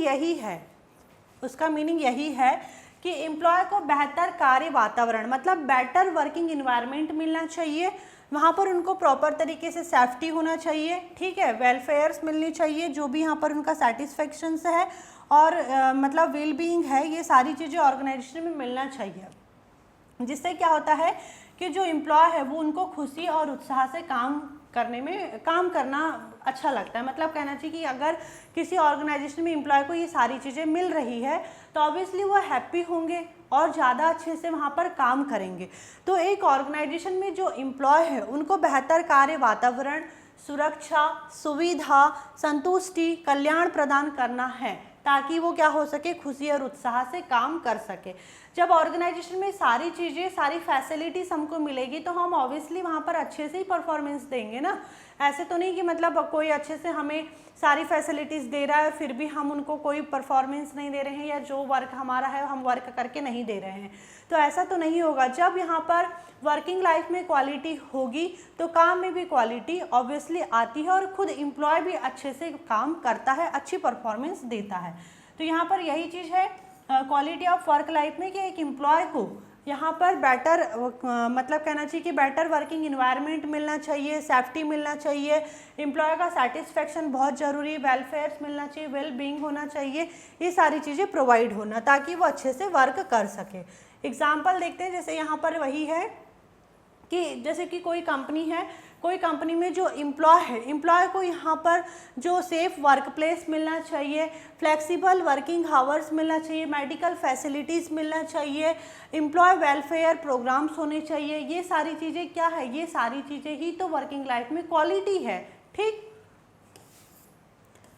इसके objective देखते हैं। देखो इसके जो ऑब्जेक्टिव है, इम्प्रूव एम्प्लॉय सेटिस्फेक्शन, भाई ये मतलब खुद कॉमन सेंस वाली बात है ये तो, कि जब एक एम्प्लॉय को उसकी वर्किंग लाइफ में क्वालिटी मिले, सारी फैसिलिटीज़ मिले, ठीक है, सारी फैसिलिटी के साथ साथ ऑर्गेनाइजेशन में जो भी एक एम्प्लॉय को उसके परफॉर्मेंस पर बेनिफिट्स मिलना चाहिए, बेनिफिट्स भी मिल रहे हैं, तो ऑब्वियसली यहाँ पर क्या होगा, जो एम्प्लॉय है वो सेटिस्फाइड होगा ही होगा, एम्प्लॉय का सेटिस्फेक्शन इम्प्रूव होगा ही होगा। Provide a safe work place, सुरक्षित कार्यस्थल देना, ठीक, इम्प्रूव वर्क लाइफ बैलेंस, कार्य और जीवन में संतुलन बनाना, मतलब वही बात है कि वर्किंग लाइफ में और जो पर्सनल लाइफ है, जो प्रोफेशनल लाइफ है, दोनों में बैलेंस बना रहना चाहिए। ऐसा नहीं कि घर में जा कर के भी मतलब ऑफिस से फ़ोन आ रहे हैं कि भाई आपका ये वाला काम रह गया, आप ये काम कर दो, इनसे बात कर लो, इसका कॉल अटेंड कर दो, इसको मेल कर दो, तो ये सारे काम नहीं होना चाहिए। घर पर हो तो ये आपकी पर्सनल लाइफ है, पर्सनल टाइम है आपका, अगर ऑफिस में हो तो आपका ये प्रोफेशनल लाइफ है, प्रोफेशनल टाइम है, तो दोनों में बैलेंस बना रह सके, ये भी यहाँ पर क्या है, वर्किंग लाइफ में एक क्वालिटी है। फिर इंक्रीज मोटिवेशन, एम्प्लॉय का जो मोटिवेशन है वो भी इंक्रीज होता है, और अगर देखो जब इतनी सारी फैसिलिटीज़ मिल रही है तो ऑब्वियसली प्रोडक्टिविटी भी इम्प्रूव होगी ही होगी। ठीक, तो ये सब क्या है, इसके ऑब्जेक्टिव है। अब देखते हैं TQM, total quality management, quality of working life या वर्क लाइफ हमने ये समझ लिए, कोई बड़ी भारी चीज़ नहीं थी इसमें। सब जितने भी यहाँ पर जॉब पर्सन हैं वो बहुत अच्छे से उस चीज़ को समझ गए होंगे कि जो मतलब कहना चाहिए कि क्वालिटी ऑफ वर्किंग लाइफ है वो क्या है। TQM देखते हैं, टोटल क्वालिटी मैनेजमेंट, समग्र गुणवत्ता प्रबंधन। Total quality management TQM is a management approach that focus on continuous improvement in quality by involving all employees in the organizations। देखो टोटल क्वालिटी मैनेजमेंट TQM एक यहाँ पर मैनेजमेंट अप्रोच है जिसमें organisation के सभी इम्प्लॉय मिल करके जो यहाँ पर कहना चाहिए कि जो भी क्वालिटी है, क्वालिटी के साथ साथ में जो भी यहाँ पर प्रोडक्ट है या जो भी सर्विसेज है यहाँ पर प्रक्रियाओं की गुणवत्ता में सुधार लाना है। ठीक है, मतलब यहाँ पर टोटल क्वालिटी मैनेजमेंट क्या है, एक मैनेजमेंट अप्रोच है जिसमें ऑर्गेनाइजेशन के सभी इम्प्लॉय मिल करके जो उत्पाद है, मतलब जो भी प्रोडक्ट है, जो भी सर्विसेज है, जो भी यहाँ पर क्वालिटी है, मतलब जो भी यहाँ पर प्रोसेस है यहाँ पर उनमें क्वालिटी लेकर के आए या उनमें सुधार करें। ठीक, जैसे यहाँ पर कोई एक मोबाइल बनाने की कंपनी है, ठीक है, मान लेते हैं कि एग्जांपल मोबाइल बनाने की कंपनी है, मतलब मैनेजमेंट में टोटल क्वालिटी होना चाहिए। ठीक, मैनेजमेंट में टोटल क्वालिटी होना चाहिए की बात की जा रही है। तो हम एक एग्जांपल लेते हैं मोबाइल बनाने वाली कोई भी कंपनी का। ठीक, अब उस कंपनी में जितने भी वहाँ पर एम्प्लॉय काम कर रहे हैं, तो ये जो प्रोडक्ट है, मतलब जो मोबाइल है, जो यहाँ पर ये सर्विसेज दे रहे हैं और ये जो भी यहाँ पर प्रोसेस हो रही है मोबाइल बनाने में, इन सब में क्वालिटी होना चाहिए। क्यों? ताकि जो यहाँ पर कस्टमर है, कस्टमर किसी भी प्रकार से कोई ग्रीवियंसेस लेकर के ना आए, कस्टमर को कोई किसी भी प्रकार की कोई प्रॉब्लम ना हो। ठीक, तो यहाँ पर जो कहना चाहिए कि मैनेजमेंट है, ये जो कंपनी का जो पूरा मैनेजमेंट है, इसमें पूरी टोटल क्वालिटी होनी चाहिए। तो यहाँ पर ऑल टोटल जितने एम्प्लॉयज़ है सब मिलकर के जब काम करेंगे एक साथ, सबका एक ही गोल रहेगा, तभी यहाँ पर मैनेजमेंट में टोटल क्वालिटी आ सकती है। जैसे अभी मोबाइल शॉप का हमने एग्जांपल देखे, तो भाई मोबाइल में हमको सारी जो मतलब जो भी यहाँ पर चीज़ें यूज़ होगी तो वो अच्छी क्वालिटी की लगाना है, एम्प्लॉय को प्रॉपर तरीके से ध्यान दे करके वर्क करना है, ताकि जो यहाँ पर मोबाइल है वो एक अच्छी क्वालिटी का बने। तभी यहाँ पर जो मैनेजमेंट है, उस कंपनी का जो मैनेजमेंट है, उसमें टोटल क्वालिटी आएगी, है ना।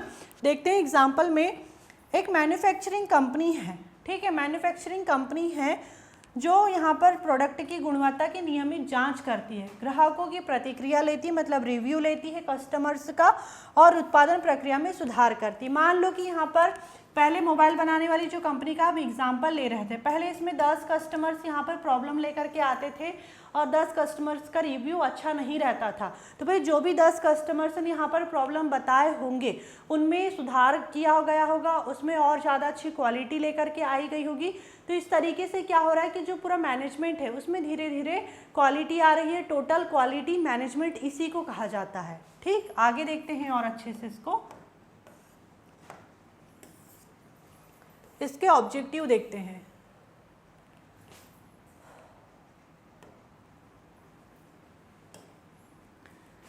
इम्प्रूव प्रोडक्ट क्वालिटी, उत्पाद की गुणवत्ता बढ़ाना। ठीक है, उत्पाद की गुणवत्ता बढ़ाना मतलब जो भी प्रोडक्ट है उसकी क्वालिटी को बढ़ाना। जैसे एक मोबाइल बनाने वाली जो हमने अभी मैन्युफैक्चरिंग कंपनी का एग्जांपल देखे, तो यहाँ पर हमने वही देखा कि जो भी यहाँ पर कस्टमर का रिव्यू लिए, कस्टमर ने जो भी यहाँ पर प्रॉब्लम से बताए उनको यहाँ पर ठीक किए, फिर से यहाँ पर हमने कहना चाहिए कि फिर से कस्टमर का रिव्यू लेते गए, फिर यहाँ पर पहले 10 कस्टमर्स प्रॉब्लम लेकर के आते थे, फिर 5 कस्टमर्स, धीरे धीरे सारे कस्टमर्स का जो रिव्यू है वो अच्छा आने लगा। मतलब यहाँ पर टोटल क्वालिटी मैनेजमेंट हो गया। ठीक, तो यहाँ पर क्या है, जो प्रोडक्ट है उसकी क्वालिटी में इम्प्रूवमेंट करना, फिर यहाँ पर कस्टमर के सेटिस्फेक्शन को इंक्रीज़ करना। ठीक, कस्टमर के सेटिस्फेक्शन को इंक्रीज़ करना, फिर रिड्यूस डिफेक्ट एंड एरर्स, मतलब जो भी डिफेक्ट और एरर्स है उनको रिड्यूस करने का इसका ऑब्जेक्टिव है। इनकरेज टीम वर्क, मतलब टीम वर्क को बढ़ावा देना, इनकरेज करना टीम वर्क को, क्योंकि जो मैनेजमेंट है या जो कंपनी है, ऑर्गेनाइजेशन है, उसमें सभी एम्प्लॉय एक साथ मिल करके काम करेंगे, सभी का एक गोल रहेगा। तो यहाँ पर क्या है, टीम वर्क है, इसको इनकरेज किया जाता है ताकि सभी लोग मिल करके एक ही गोल के लिए वर्क करें। कंटिन्यूअस इम्प्रूवमेंट मतलब निरंतर सुधार करना, ठीक, निरंतर सुधार करना। जैसे अभी हमने यहाँ पर देखे थे एग्जाम्पल में कि जो मोबाइल बनाने वाली शॉप है वो शॉप या कंपनी है, शॉप नहीं कहना चाहिए, कंपनी है, तो यहाँ पर जो कंपनी है वो कंटिन्यू यहाँ पर कस्टमर्स का रिव्यू लेते जाती है और कस्टमर्स जो भी प्रॉब्लम बताते हैं उनका सॉल्यूशन निकालते जाते हैं, उसके बाद में फिर से रिव्यू लेते जाते हैं। तो यहाँ पर क्या हो रहा है, धीरे धीरे इम्प्रूवमेंट होते जाता है और ये कंटिन्यू प्रोसेस है, ठीक। तो ये सब क्या है, TQM के ऑब्जेक्टिव है। मतलब TQM क्या है, मैनेजमेंट में टोटल क्वालिटी होनी चाहिए। देखते हैं दोनों में क्या डिफरेंसेस है, वन लाइन डिफरेंसेस, दोनों में वन लाइन डिफरेंसेस देखते हैं। TQM improves employees work life well. TQM improves the quality of product and services. देखो जो क्वालिटी ऑफ वर्क लाइफ है, एम्प्लॉय के कार्य जीवन को बेहतर बनाता है कार्य जीवन को बेहतर बनाता है, जबकि TQM उत्पादों और सेवाओं की गुणवत्ता को बढ़ाता है। कंक्लूजन देखते हैं इसका। QWL and TQM are important for organizational success. TQM improve employee satisfaction will TQM ensure continuous quality improvement and customer satisfaction. जो ये TQM है और QWL है, दोनों ऑर्गेनाइजेशन की सक्सेस को इम्पॉर्टेंट देती है, मतलब महत्व देती है, फोकस इनका ऑर्गेनाइजेशन की सक्सेस पर ही रहता है। QWL एम्प्लॉय की संतुष्टि बढ़ाता है, जबकि TQM गुणवत्ता और ग्राहक संतुष्टि में निरंतर सुधार सुनिश्चित करता है। तो ये था हमारा TQM और QWL, ठीक। आगे चलते हैं हम यहाँ पर टॉपिक नंबर 6 पे। आगे यहाँ पर देखेंगे टॉपिक नंबर 6। टॉपिक नंबर 6 क्या है हमारा, टॉपिक नंबर 6 है HR वैल्यूएशन एंड अकाउंटिंग, मतलब मानव संसाधन मूल्यांकन एवं लेखांकन। मानव संसाधन ह्यूमन रिसोर्स क्या है, ह्यूमन रिसोर्स मतलब किसी भी ऑर्गेनाइजेशन में जो एम्प्लॉय काम कर रहे हैं उन्हीं को ह्यूमन रिसोर्स कहा जाता है। ह्यूमन मतलब इंसान, रिसोर्स मतलब संसाधन, ठीक है। तो किसी भी ऑर्गेनाइजेशन में जो ह्यूमन रिसोर्स है, मतलब जो इंसान काम करें, जो एम्प्लॉय हैं, उनका मूल्यांकन किया जाता है और लेखांकन किया जाता है। तो ह्यूमन रिसोर्स वैल्यूएशन और अकाउंटिंग क्या होता है, वन बाय वन इसको डिस्कस करते हैं। तो फर्स्ट ऑफ ऑल हम देखेंगे यहाँ पर कि HR वैल्यूएशन क्या होता है, उसके बाद में डिस्कस करेंगे कि HR अकाउंटिंग क्या होता है। HR valuation determining the value of employees means, देखो जो एम्प्लॉय है, एम्प्लॉय हर कंपनी का एसेट होता है, मतलब संपत्ति होता है। कोई भी कंपनी क्या बिना किसी एम्प्लॉय के चल पाएगी, क्या नहीं चल पाएगी। इसलिए जो एम्प्लॉय है, एम्प्लॉय को ऑर्गेनाइजेशन का या जो कंपनी होता है उसका एसेट कहा जाता है, मतलब संपत्ति कहा जाता है।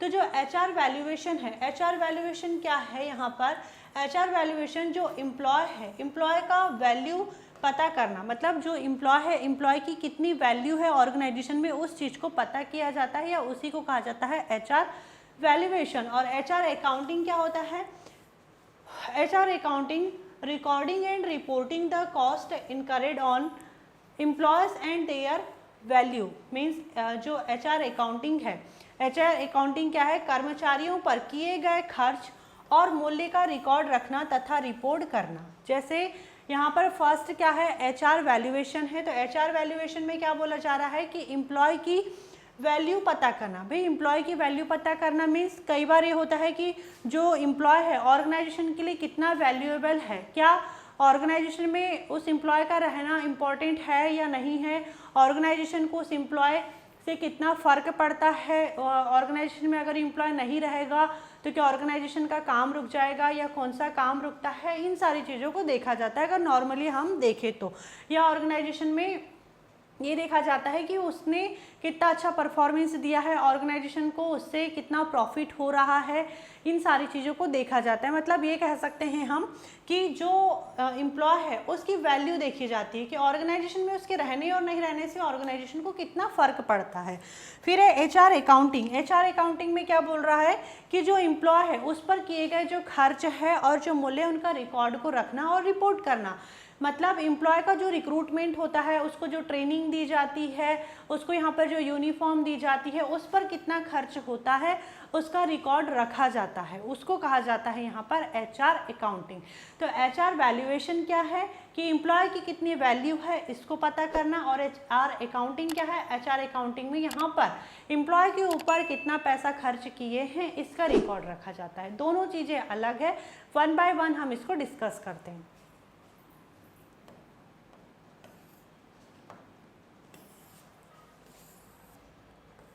फर्स्ट देखेंगे हम यहाँ पर HR valuation, human resource valuation क्या होता है। HR valuation means finding the value worth of an employee for the organisation. मतलब HR वैल्यूएशन का जो अर्थ है या मीन्स है पता लगाना कि कोई कर्मचारी कंपनी के लिए कितना महत्वपूर्ण है, एम्प्लॉय की वैल्यू जानना, एम्प्लॉय की वैल्यू जानना, यही है HR वैल्यूएशन। ठीक, एग्जाम्पल देखते हैं, एग्जाम्पल से आपको बहुत अच्छे से क्लियर हो जाएगा। देखो एग्जाम्पल में यहाँ पर दिया हुआ है, सपोज दैट 2 सेल्स एम्प्लॉय है, ठीक है, 2 सेल्स एम्प्लॉय है, employee A and employee B। अब यहाँ पर एम्प्लॉय A हार्डवर्क करता है, हर मंथ अपना टारगेट पूरा करता है, नए कस्टमर्स भी लेकर के आता है, ठीक। और वहीं पर एम्प्लॉय भी क्या कर रहा है, टारगेट पूरा नहीं करता है, अक्सर वो छुट्टियां ले लेता है, कस्टमर्स की शिकायतें आती है, कस्टमर की ग्रीवेंसेस भी आती है, ठीक। तो अब आप खुद बताइए कमेंट करके कि कौन सा एम्प्लॉय यहाँ पर वैल्यूएबल है, ठीक, एम्प्लॉय A या एम्प्लॉय B। ऑब्वियसली यहाँ पर जो एम्प्लॉय A है वो यहाँ पर वैल्यूएबल होगा, क्योंकि हार्ड वर्क भी कर रहा है, टारगेट भी पूरा कर रहा है और कस्टमर्स भी लेकर के आता है। अब कंपनी क्या सोचेगी कौन ज़्यादा वैल्यूएबल है, तो ऑब्वियसली यहाँ पर जो एम्प्लॉय A है वो वैल्यूएबल होगा। तो ये जो पता लगा रहे हैं या ये जो प्रोसेस होती है पता लगाने की कि किस एम्प्लॉय की कितनी वैल्यू है, इसे ही HR वैल्यूएशन कहा जाता है। बहुत इजी है, नाम से लगता रहा होगा कि बहुत पता नहीं क्या है, लेकिन HR वैल्यूएशन बहुत इजी है। वैसे ही HR अकाउंटिंग भी बहुत इजी है। HR अकाउंटिंग देखते हैं क्या है। HR accounting means recording the money spend on employee. मतलब जो HR अकाउंटिंग है उसका अर्थ है कि एम्प्लॉय पर हुए खर्च का पूरा रिकॉर्ड रखना, एम्प्लॉय पर कितना खर्च हुआ है, इसी को HR अकाउंटिंग कहा जाता है।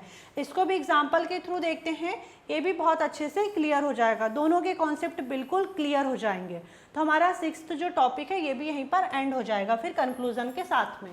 देखो कंपनी ने नए कर्मचारियों को रखा है, ठीक है, कोई नया एम्प्लॉय आया है, तो उस एम्प्लॉय के रिक्रूटमेंट पर कितना खर्चा हुआ, ट्रेनिंग पर, उसकी सैलरी, उसकी यूनिफॉर्म, ये जो भी यहाँ पर ये जो खर्चे दिख रहे हैं इसका रिकॉर्ड रखा जाता है, इसी को कहा जाता है HR अकाउंटिंग, ठीक। तो HR अकाउंटिंग और HR वैल्यूएशन क्या है हमने देख लिए। HR वैल्यूएशन में एम्प्लॉय की वैल्यू पता की जाती है और अकाउंटिंग में उस पर कितना खर्चा हुआ है उसका रिकॉर्ड रखा जाता है। कंक्लूजन देखते हैं, HR valuation tells how valuable an employee is, well HR accounting records how much money the organization spend on employee, both help the company make better HR and financial decisions। means HR valuation बताता है कि employ company के लिए कितना महत्वपूर्ण है, ठीक। जो यहाँ पर HR वैल्यूएशन है वो क्या बता रहा है कि एम्प्लॉय कंपनी के लिए कितना महत्वपूर्ण है, जबकि HR अकाउंटिंग क्या बताता है कि एम्प्लॉय पर कितना खर्चा हुआ है, और दोनों मिल करके क्या कर रहे हैं, कंपनी को बेहतर HR मतलब ह्यूमन रिसोर्स और फाइनेंशियल डिसीजन लेने में हेल्प करते हैं। तो ये था HR वैल्यूएशन और HR अकाउंटिंग। यहीं पर हमारा जो 6 नंबर का टॉपिक है वो एंड होता है। आगे चलते हैं हम टॉपिक नंबर 7, और ये हमारा लास्ट टॉपिक है, इसके बारे में हम डिस्कस करते हैं HRIS, human resource information system. अब देखो नाम से ही समझ में आ रहा है कि जो ऑर्गेनाइजेशन में ह्यूमन रिसोर्स है, ह्यूमन रिसोर्स की इंफॉर्मेशन रखने का कोई सिस्टम है, मतलब कोई सॉफ्टवेयर होगा, human resource information system, human resource की इंफॉर्मेशन रखने का सिस्टम है, जिसमें जो ह्यूमन रिसोर्स है मतलब जो एम्प्लॉय है उसकी इंफॉर्मेशन रखी जाती है। अब भाई नॉर्मली आप बताइए एक इंफॉर्मेशन क्या मतलब एम्प्लॉय की क्या इंफॉर्मेशन रख ली जाएगी, उसका नाम रख लिया जाएगा, उसकी जो सैलरी है या जो भी उसकी जॉब पोजीशंस है, उसने कब छुट्टियां लिया है, यही सारी चीज़ें नॉर्मली जो रहती है उसके बारे में रिकॉर्ड रखा जाता है। ठीक है, तो जो HRIS है, ह्यूमन रिसोर्स इंफॉर्मेशन सिस्टम, एक सॉफ्टवेयर है जिसके थ्रू यहाँ पर एम्प्लॉय की सारी इंफॉर्मेशंस को रिकॉर्ड करके रखा जाता है। इसको अच्छे से समझते हैं क्या है।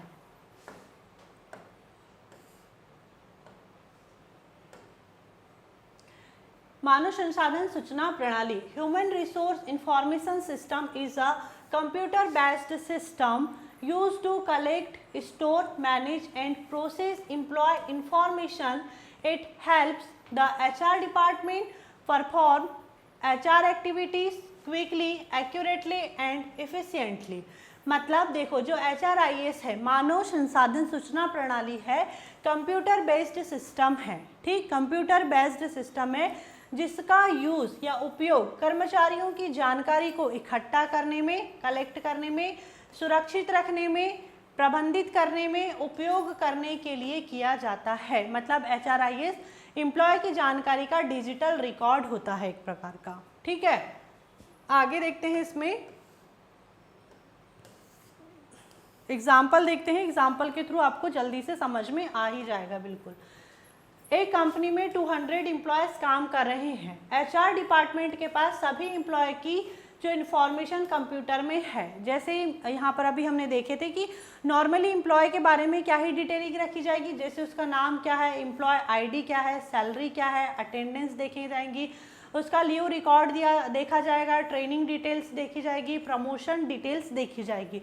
तो ये सारी जो एम्प्लॉय की डिटेल्स है, इसको यहाँ पर एक जो कंप्यूटर बेस्ड सिस्टम है HRIS, इसी को HRIS कहा गया है, ह्यूमन रिसोर्स की इंफॉर्मेशन रखने का एक सिस्टम, जिसमें एम्प्लॉय की सभी इंफॉर्मेशन को रखा जाता है।